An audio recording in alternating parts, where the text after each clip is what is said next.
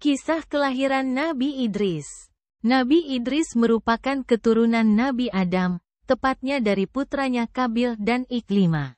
Namun demikian, ada beberapa perbedaan pendapat mengenai riwayat Nabi Idris, apakah beliau hidup sebelum Nabi Nuh atau sesudahnya.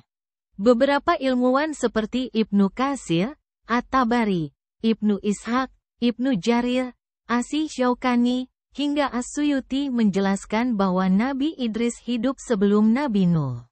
Teori ini muncul berdasarkan nasab bahwa nama asli Nabi Idris adalah Konuh, yang merupakan nenek moyang Nabi Nuh. Hal itu juga diperkuat dengan Maryam, 58. Mereka itulah orang-orang yang Allah telah beri nikmat, yaitu kalangan para nabi dari keturunan Adam, dan dari orang yang kami angkat bersama Nuh dari keturunan Ibrahim dan Israel. Dan dari orang-orang yang kami beri petunjuk dan telah kami pilih. Apabila dibacakan ayat-ayat Allah yang Maha Pemurah kepada mereka, maka mereka menyangka dengan bersujud dan menangis. Nabi Idris merupakan nabi pertama yang diberikan wahyu oleh Allah melalui malaikat Jibril. Nabi Idris berdakwah untuk menegakkan agama Islam dengan mengajarkan tauhid dan beribadah menyembah Allah. Kisah wafatnya Nabi Idris. Nabi Idris hijrah dan tinggal di Mesir. Seumur hidupnya, beliau tak berhenti mengajak masyarakat agar tekun beribadah menyembah Allah. Di samping terkenal sebagai orang yang sabar, Nabi Idris juga dikenal pemberani. Karena hal ini, beliau mendapat julukan Asadul Usud, yang artinya, singa dari segala singa. Dikutip dari buku kisah nyata 25 Nabi dan Rasul, Nabi Idris wafat pada usia 308 tahun. Usia ini terbilang muda jika dibandingkan dengan usia nabi-nabi yang lain, misalnya, jika dibandingkan dengan Nabi Nuh. Keistimewaan dan mukjizat Nabi Idris. Nabi Idris diketahui menjadi sosok pionir dalam ilmu arsitektur. Beliau juga dikenal sangat cerdas. Berikut beberapa keistimewaan dan mukjizat lain Nabi Idris. 1.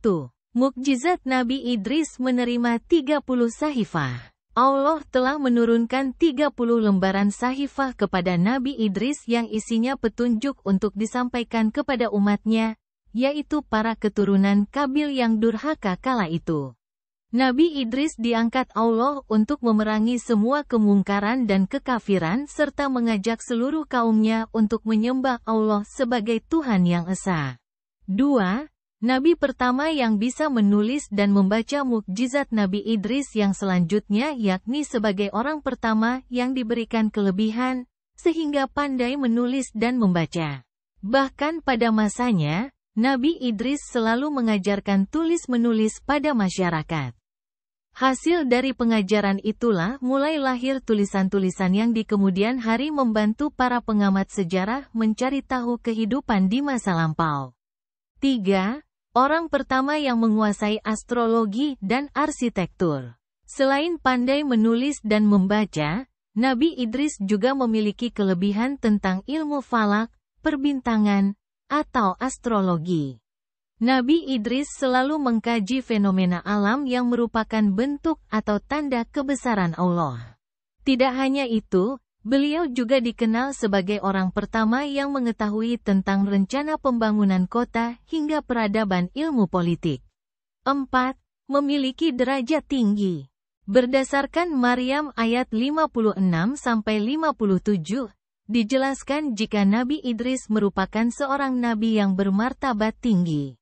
Beliau memiliki derajat yang tinggi selain kemuliaannya sebagai seorang nabi yang soleh dan Allah yang menempatkan beliau ada dalam golongan tersebut. 5. Melihat surga dan neraka. Nabi Idris pernah mengajukan satu permohonan kepada malaikat Israel, yakni ingin merasakan bagaimana sakaratul maut. Atas izin Allah, diperkenankanlah permintaan Nabi Idris tersebut.